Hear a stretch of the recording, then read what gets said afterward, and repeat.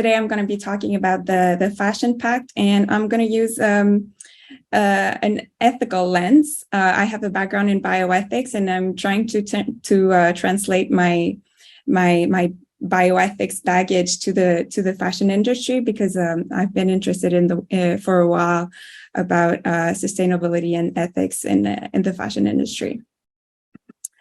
So the agenda for this presentation, I'll start with a little bit of context about the fashion industry and the Fashion Pact. Then I will go on to argue that there are some issues in an initiative called the Fashion Pact regarding justice considerations, and I'll end with a very short conclusion and some opening questions.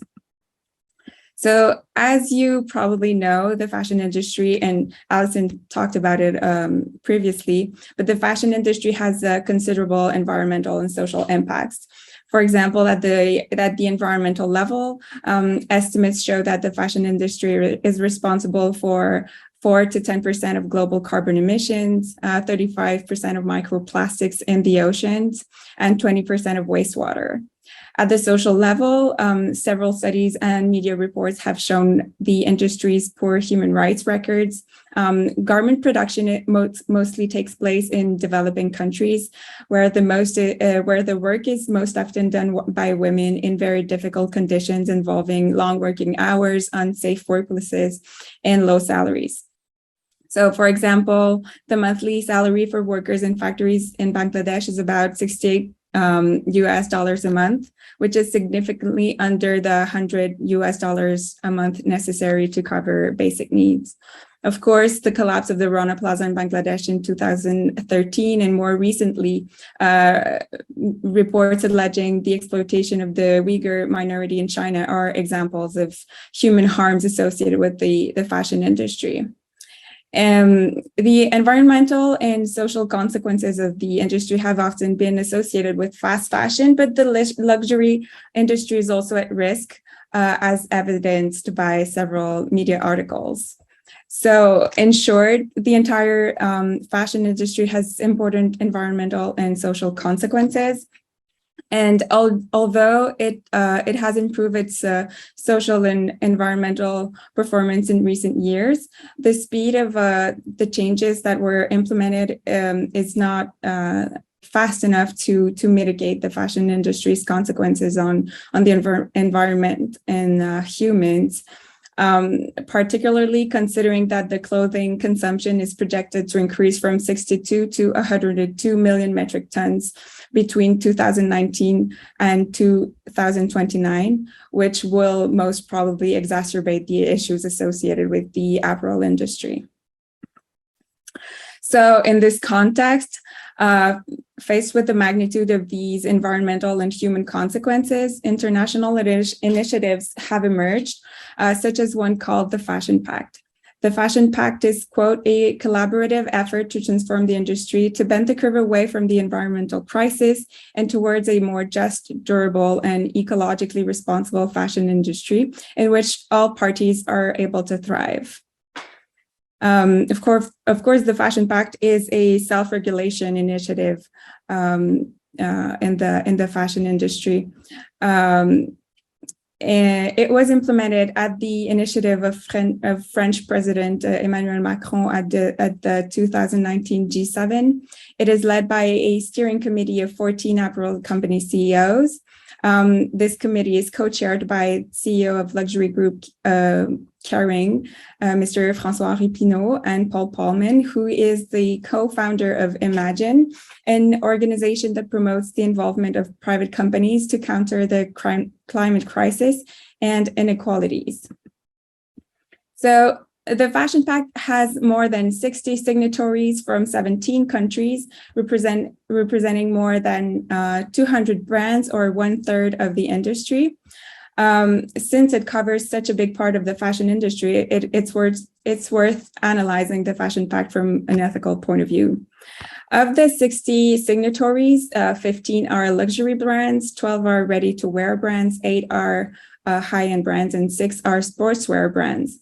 Of note, the Fashion Pact includes only four manufacturing signatories, which is, as I will argue, a problem. So the issue I want to discuss further is the fact that the Fashion Pact only represents a short portion of the manufacturing sector, but particularly it lacks representation of manufacturing workers. And in the next slides, I'll show that this is unfair using the concepts of procedural justice and the principle of proportionality. So procedural justice aims at justice in a decision-making process. On the other hand, substantive justice aims at a fair outcome.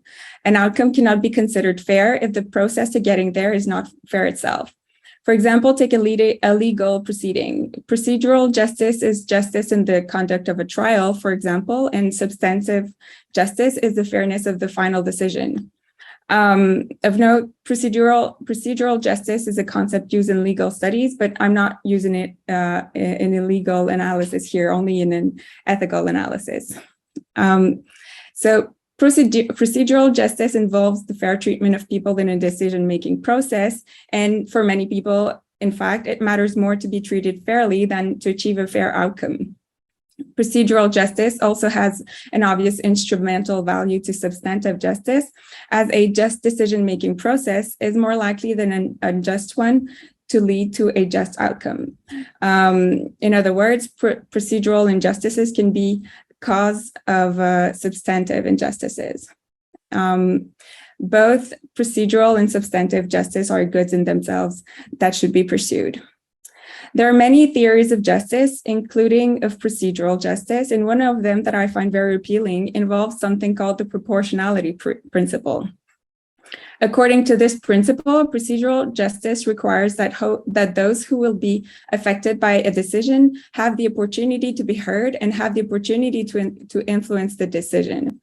In other words, to be truly fair, a decision-making process must give greater weight to those who will be most affected by the decisions, that is, those who have higher stakes in the decision. Brighouse and Fleurbaey define stakes as a measure of how people's interests are affected by the options available in the decision and are understood in terms of human flourishing. So those who have higher stakes in a decision, that is, those who will be more impacted at the level of their own flourishing, should have a greater weight in the decision-making process. Again, there's many theories about human flourishing. It is most often described as the capacity to live a good life. Here, I use one definition proposed by a UNESCO initiative. So human flourishing is, quote, both the optimal continuing development of human beings' potentials and living well as a human being, which means being engaged in relationships and activities that are meaningful, that is aligned with both their own values and humanistic values in a way that is satisfying to them. Flourishing is conditional on the contribution of individuals and requires an enabling environment. So human flourishing involves both subjective and objective components. And in order to live one's life in a way that is satisfying to them, some external conditions must be fulfilled, including physical and mental health, safety, and living in a healthy environment. So using these definitions of procedural justice, the principle of proportionality, and the concept of human flourishing, I want to show that the Fashion Pact's decision-making process is a little bit unfair. So to show that, I need to make a little detour about the fashion industry's global structure. So as you may know, the fashion industry's value chain is very complicated. It can be divided into three main sectors that are production, logistics and sourcing, and design, sales, and marketing. But for the sake of simplicity, I'll divide the fashion industry into two main sectors that are the manufacturing sector and the retail sector. The manufacturing sector is primarily located in Asia, and includes countries like China, Vietnam, Cambodia, Bangladesh, and India. So the manufacturing sector is mostly present in low and middle income countries. The manufacturing sector consists of several thousand small and medium-sized companies and informal producers, and it represents the majority of fashion industry workers. The retail sector then comes into play. So after the garments are produced, they are distributed to the clothing companies, and the clothes are marketed by the fashion brand. The retailers are mainly based in the European Union and the United States, which are richer countries. So human flourishing in the fashion industry. So let's focus on the manufacturing sector. In countries where most of the garment production is done, political and organizational capacities limit the implementation of occupational and safety standards. Therefore, workers are at an increased risk of respiratory disease, cancers, reproductive disease, work-related injuries, and even death. In addition, these workers are often paid below a living wage, and they're often also poorly educated.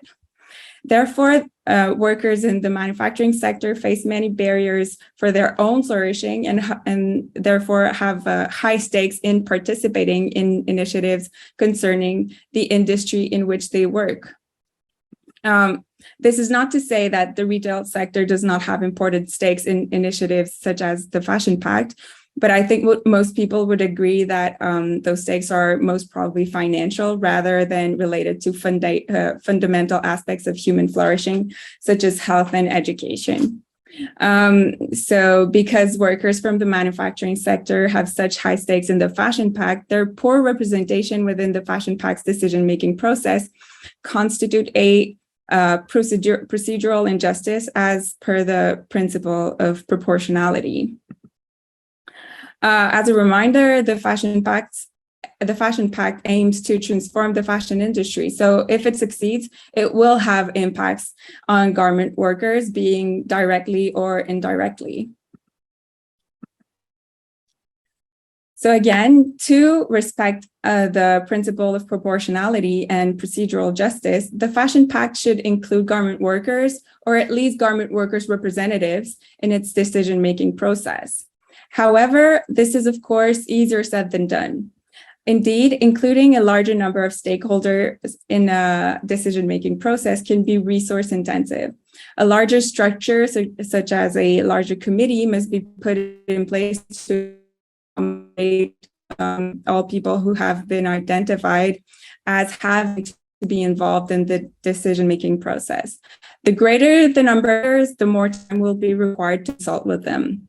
Similarly, if the opinions of the parties involved are very divergent, reaching an agreement will take more time, as we can see at the COP in Egypt right now. So ensuring complete procedural justice is a decision-making process may be very difficult, and in fact, ensuring complete procedural justice may not be efficient. In a short promotional video on the Fashion Pact's website, Mr. François-Henri Pinault, who's the co-chair of the Fashion Pact, says that by having CEOs discuss directly with each other allows taking fast decisions to make sure things are moving forward rapidly. So efficiency is an argument in the Fashion Pact. So they really aim to take fast decision and get the industry moving. And I think efficiency is a valid argument in the decision-making process, but I believe that it does not justify the poor representation of the manufacturing sector, and in particular that it does not justify the absence of representation from the garment workers. And I'll discuss why in the next few slides. So remember what we said earlier about procedural and substantive justice. Procedural justice is fairness in the decision process, and substantive justice the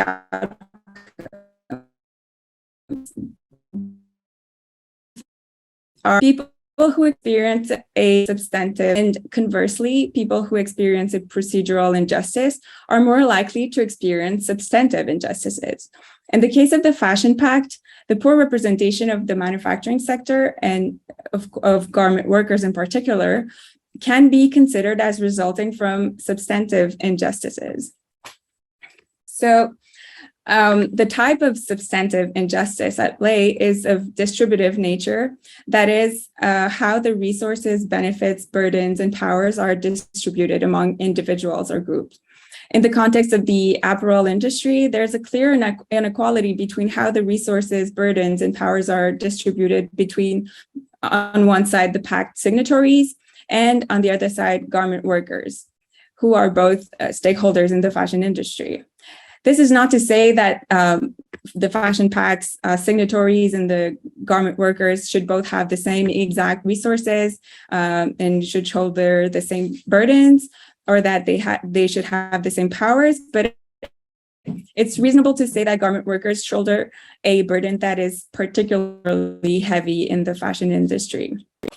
The pact signatories, and particularly the members of the pact's steering committee, have a great deal of power and resources compared to the workers in the manufacturing sectors. The CEO at a pact